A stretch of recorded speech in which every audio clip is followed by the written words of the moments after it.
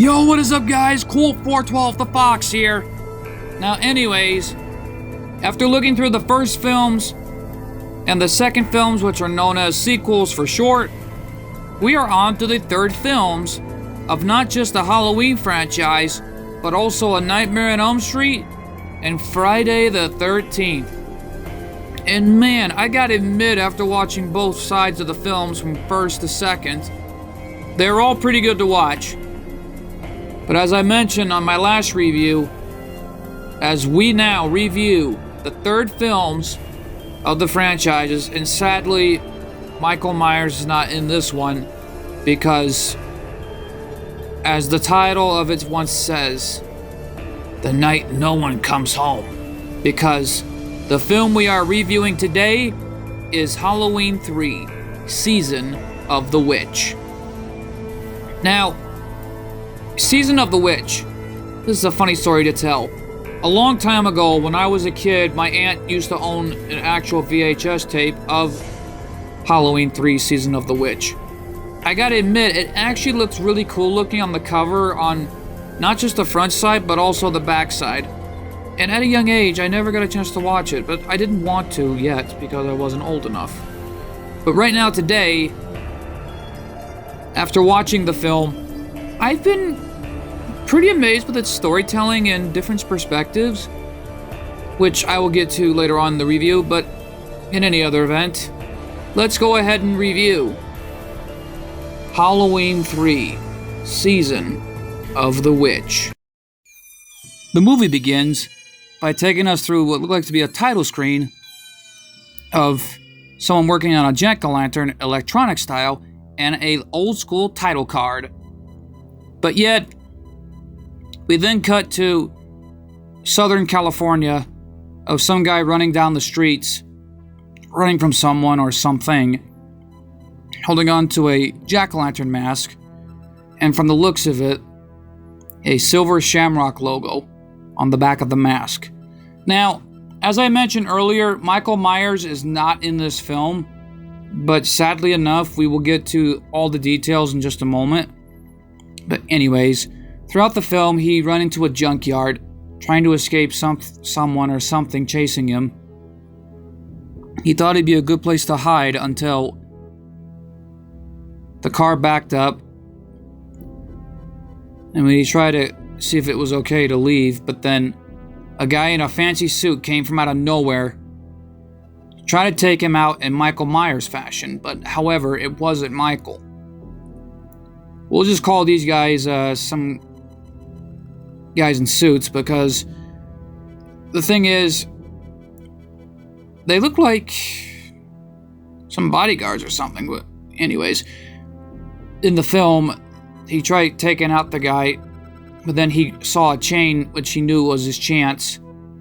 When he pulled the chain, I don't want to go into details of what happened, but only thing I could say is a car was loose and took out the guy in the suit. And the more he kept running, trying to get away, another guy in another fancy suit that looked obviously the same, and the chase was on. Well, we cut to a worker at the gas station was relaxing, reading a magazine, until upon revealing that we get a glimpse of the Silver Shamrock commercial, and it was October 23rd. And to my amazement, right in the middle of the month of Halloween and spooky season of all days, why make a movie in the middle of the 23rd leading up to Halloween? But anyways, moving on. It boils down to where the Silver Shamrock jingle, oh my, it really got to me. And the kids were singing, 8 more days till Halloween, 8 more days till Halloween, 8 more days till Halloween, Silver Shamrock. But yet, it led to where it was talking about the masks. There were 3 simple masks created in the film. One was a skeleton, and the other 2 was a jack-o'-lantern, and the third was a wicked witch, to tell the story of Halloween of ghosts and goblins. But yet, you just never know. But anyways, then the power went out. When he went to check the circuit breaker, by the time he returned to his shift, the guy from before came in saying that they're going to kill us all. And then he was knocked out. Drove him off to the hospital. And then that's where the same guy in pursuit was right behind him. Then we cut to our main protagonist, which is the hero of the film, played by Tom Atkins. And I know this actor familiarly because I've seen him not just in Halloween 3's Season of the Witch, but I've also seen him in Maniac Cop. And yet, he's played a lot of great roles over the years throughout his career, but I don't know how. But I think whatever role he played, the man is still a legend and an icon, no matter what he's done in acting or what roles he played in the horror movie franchises over the years. But anyways, throughout the film, he plays a dad who is also a doctor and a bit of an alcoholic, all I could say, who is trying to support his wife and kids, but however, I found out that they were divorced, but he's trying to support his kids any way he can, and he brought home masks for them until their mother bought them silver shamrock masks. And to my amazement, I didn't know what to expect, but when they played the commercial again, they still did the same jingle. And yet the jingle was stuck in my head ever since watching it, even listening to it. I'm like, what the heck was I watching? But throughout my amazement, who knows what else could happen. Anyways, that was until he got a phone call into work about the patient, which is the same guy that was trying to get out of harm's way and get to safety. But then, when he came into the office, right into the hospital to find out the condition and everything else, that's where he said again, when he heard the jingle of Silver Shamrock, that's when he said was, they're gonna kill us all. But then, I was like, what the? That was where they knocked him out, put him to sleep, and later on the night, that was until the same guy in pursuit wearing, looked like a different guy wearing the same suit, and he took out the guy. But like I said, I don't want to go into details because rules are rules, and yet it is what it is. But anyways.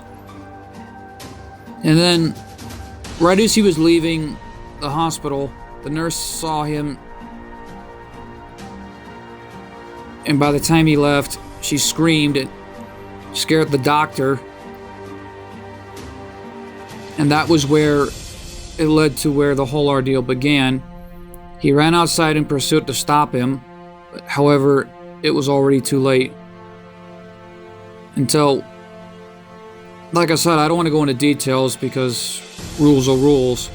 But then his car blew up and took him out in the process. So, yeah. That's kind of what was going on there. But then we then cut to the next day, and the person that was running had a daughter. And when she identified her father, it led to back to worse. And that was where, throughout the film, they were trying to get to the bottom of everything. She was trying to find out what happened. Then we cut to him at a bar trying to relax, have a good time, and it was playing some kind of old school cartoon I'd never seen before, but yet it looked kind of cheesy. But hey, I grew up around cartoons at a young age. It looked really cool to me. But then he was like, can you change that, please? And by the time he changed the channel, it got straight to a trailer of the very first Halloween movie. And yes, Michael Myers was still in this one, but however, not in the film, but in the trailer from his first film. And then again, the Silver Shamrock commercial popped up. And then it was just like, 7 more days till Halloween, Halloween, Halloween. 7 more days till Halloween, Silver Shamrock. And yet the jingle really got to me. It's still. And that's where he was just like, can you please change that? Come on. He was like, where's your Halloween spirit? Until he changed it to the football game. Then the daughter came in, explained everything and what was going on. And she wanted answers and everything, frankly. And so did the doctor. That was until they went to the toy shop that her father owned. And it was upon revealing that he bought the masks at the Silver Shamrock Company in a small town in California, far away. And so he got on the phone with his wife and explained to her that he'd be gone for a day or so. And then he left. And then that was where they head off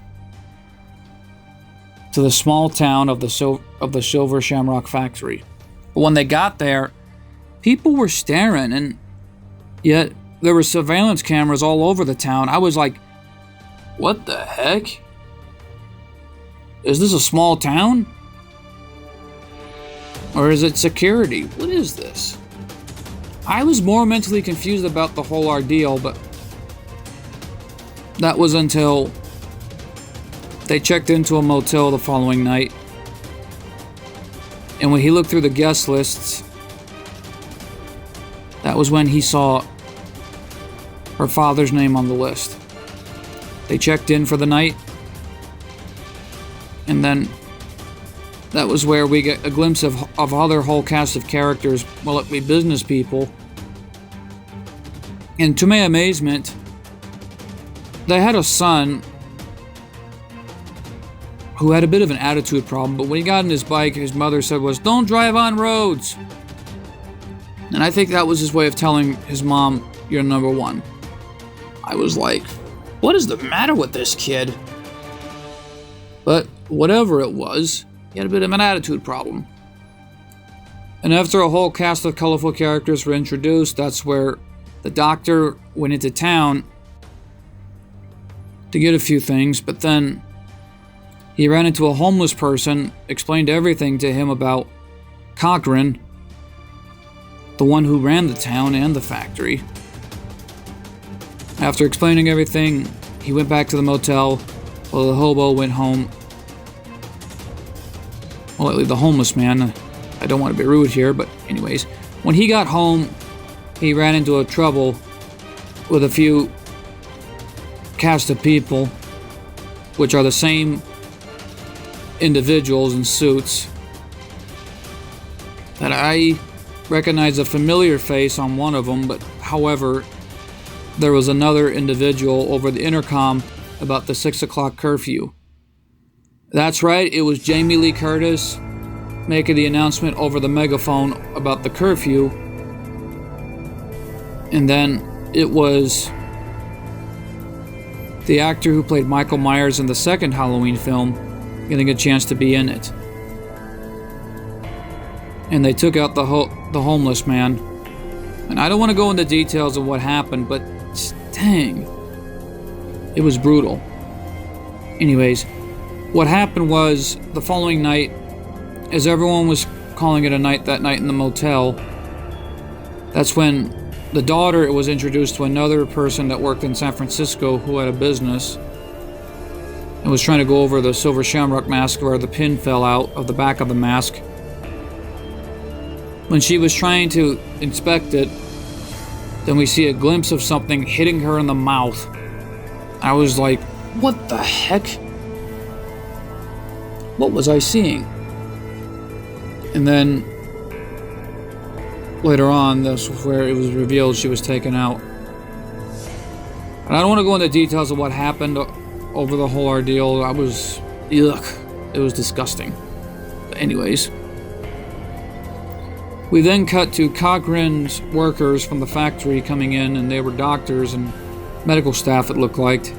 And they were wearing what looked like to be white coats. And he was trying to scream out to him, "I'm a doctor, let me help."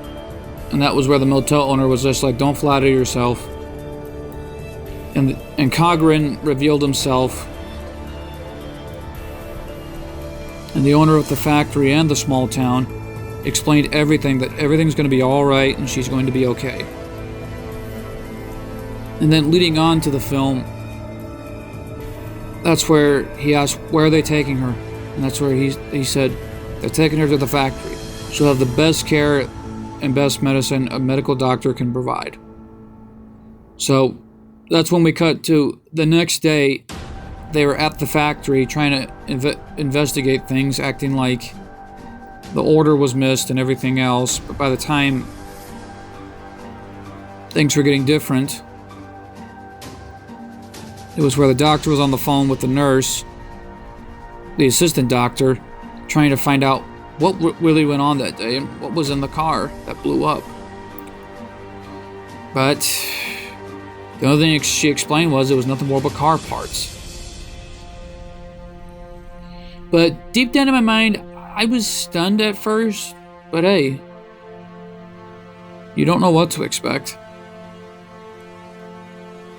But then afterwards, that was where the businessman came in with his wife and son to get a tour of the factory, and Cogran himself walked in and made the announcement well known that his toy line and his toy shop sold over 1,500 masks within the year. And the tour began. They showed how the masks were made and everything else that was being processed. And the kid was just like, I want a mask. He was like, oh, right you are, little buddy. I'll make sure you get one. He's like, I want this one. He's like, oh, no. This one's not yet ready. It hasn't been processed yet. But this one is. And he gave him one with the silver shamrock pin that was on the back of the mask. And so by the time he gave him the mask, the tour was nearly over and they started asking questions about everything. And everything else going on until the daughter spotted her father's car. When she tried to run over to her father's car, it was until Cogran's workers seen enough. Then we cut to the next night where they were about to check out and leave, and when he called the nurse's office again, the assistant doctor's office again about what's going on. So that was where he tried to call the police, but the operator on the line letting him know that about how it is, and then that was where the daughter was captured and brought to the factory. Well, the doctor tried to return to his motel room until we get a glimpse of 4 guys in suits that look like the same guys from the factory, trying to get to the doctor, but however, he escaped. Then he tried to use the payphone. That didn't work. But then, when he got to the factory, he was trying to find where the daughter went, but then he thought he ran into a person in the office trying to find out where the girl was, which was the daughter of the guy who was running. But however, it was revealed to be an android. Then the guy in the same suit that played Michael Myers from the second Halloween film, and the fight was on. During the fight, they both went at it with each other until he punched him so hard in the gut, upon revealing he was an android, a robot.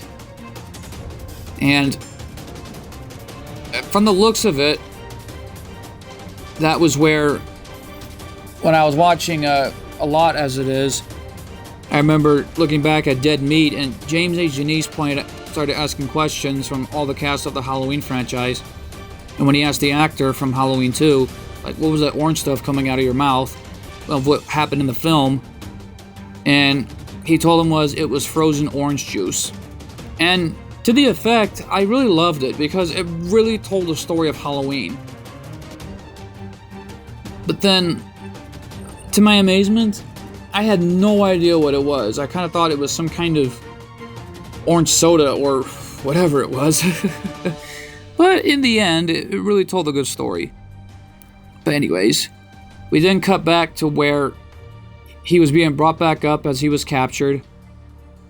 And Cogran popped up, explaining everything and realizing the truth and who he really was. And it was Halloween morning, leading up to October 31st. I didn't want to count the numbers on how many days it was till Halloween, but in the end, it was really cool to see how it went down. But anyways, that is where we cut to where he's being brought to the other side of the factory where it says authorized personnel only.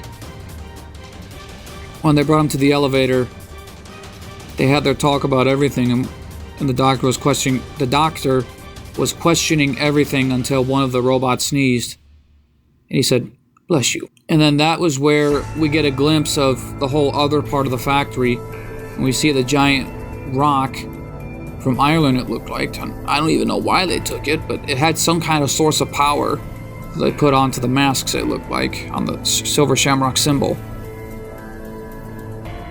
But by the time they brought in the guests, which were the owner of the toy store and his wife and son, and that was where it boiled down to bad to worse. The assistants closed the door. When I read the door, it said test room A. And that was where they began the test. And the kid put on his mask. And that's where the TV said, "It's time." But don't forget to put on your mask. Gather around for a change and watch the magic pumpkin. Watch. Well, the magic pumpkin kept flashing, and yet, for a second, I do remember something at times when watching TV shows and movies. I mean, there's usually a parody of things like this. And this has happened once before in TV shows, even in cartoons, but any other event. Anyways, as the magic pumpkin keeps flashing, that was where, oh boy, the kid was taken out. And, oh my gosh, this was gross. Ugh. What happened was bugs were scattered all over the place. The wife fainted and was taken out, it looked like. But the dad was scared out of his mind. The businessman tried to call for help to get out of the testing room. And then a rattlesnake took him out. So, oh my gosh. I didn't know what to expect. And after the test was over, they took the doctor away. And then we cut to other towns of everyone buying the masks and everyone wearing them. From Los Angeles, California, even to Phoenix, Arizona. I was like, well, dang, I got family in Arizona, and some people I know down there. Like, I'm stunned out of my mind about this. But it was the 80s, and yet you never know what to expect on Halloween. But anyways, after all of that was done, the assistant doctor looked again. She tried to call the police, but however, she was taken out by the other guy in the suit from out of nowhere. And I don't want to point out what happened there, but just dang. Then we cut back to the doctor and the owner of the Silver Shamrock factory, Carson. Yeah, that was where they talked about the whole ordeal, and he explained to him on what Halloween was really all about. And that's where the doctor realized witchcraft. And that was where he put the skeleton mask on the doctor while Halloween was playing on the TV and said to him, "Happy Halloween." And when he left the room, that was where it went to bad to worse. I was stunned out of my mind, like they were going everything, and he got a phone call till the doctor escaped with a shattered glass from the TV, got free from the chair, and got out of there. Looked like to be out of 007, it looked like. But anyways, He went through the air vents, and when they went to check the room, he was gone. He got to the room where the girl was, and they were trying to plan out their escape, but before they did, they took out Cogrin and the doctor, well, at least his staff, every last one of the workers, with the silver shamrock symbols, the pins with the chips in it. He started up the telecast on the TVs and everything. And after everyone was taken out with the silver shamrock symbols, including the androids and robots, he looked up and gave him an applause. I think that was his way of telling him, well, congratulations, Doctor. You beat me. But then all the magic went into the stone. More likely the big giant rock. And it formed with Cogrin. And it looked like he vanished. And it blew up the whole factory. In the background, it looked like something straight out of a war zone, and I was stunned out of my mind. And after they left, that was where the doctor realized he needed to call somebody and end the whole ordeal. But then, to his conclusion, it was revealed that the girl was actually a female robot. As the fight broke out between the two, the doctor won. And it came down to two more final scares, the robot hand and the robot itself, but still, he won. And he ran immediately to the same gas station, and he tried to call for help. He tried getting to the television stations to let him know about what's going on with the TV sets and everything. And then we see a glimpse of the gas station owner and a few kids pulling up, offering them candy as they're about to watch the Silver Shamrock and the Magic Pumpkin. The first channel stopped with technical difficulties, then the second channel, but the third channel, oh boy. The more he kept screaming onto the phone to tell him to stop it, and the glares like glimpses of the Magic Pumpkin flashing in his face and everywhere else in between, and he screamed out, "Stop it!" Which end the film, and in my mind I'm like, what the heck? How? But to be honest, I really don't know. But anyways, at the end of the film, I really didn't know what to expect with Halloween 3 Season of the Witch. I think overall it was really a good film, but the quirks in the story is that they said the giveaway was at 9 o'clock. But I guess in time zones, things were different in different cities and states. But in any other event, I think, as Cogrin called it, a big joke on the children. But anyways, that about wraps it up on this edition of A Halloween Nightmare on Friday the 13th. And I think that Halloween 3 Season of the Witch was really good a little bit. But in my honest opinion, it only gets a 6.5 out of 10. But yet, Halloween 3 Season of the Witch was really good, but kind of confusing to me a little bit. But in the end, it was overall a good film. But it was kind of sad to see Michael Myers not in the film. And yet, the only thing I could say is those masks are kind of fitting for a certain faker menace that I will not get into. Because, well, no spoilers. Anyways, thank you all so much for watching. Be sure to hit that subscribe button, turn on post notifications so you guys do not miss any more amazing content like this. And I'll tell you what though, ladies and gentlemen, with spooky season already nearly coming to an end, and I gotta admit, even if Halloween comes and it ends on Friday, it don't matter. We're still gonna keep doing these reviews for you guys no matter what. And I'm gonna be doing anything I can to make sure that you guys get the best reviews of all time. So anyways, thank you all so much for watching, and be sure to tell my friends I said, what's up?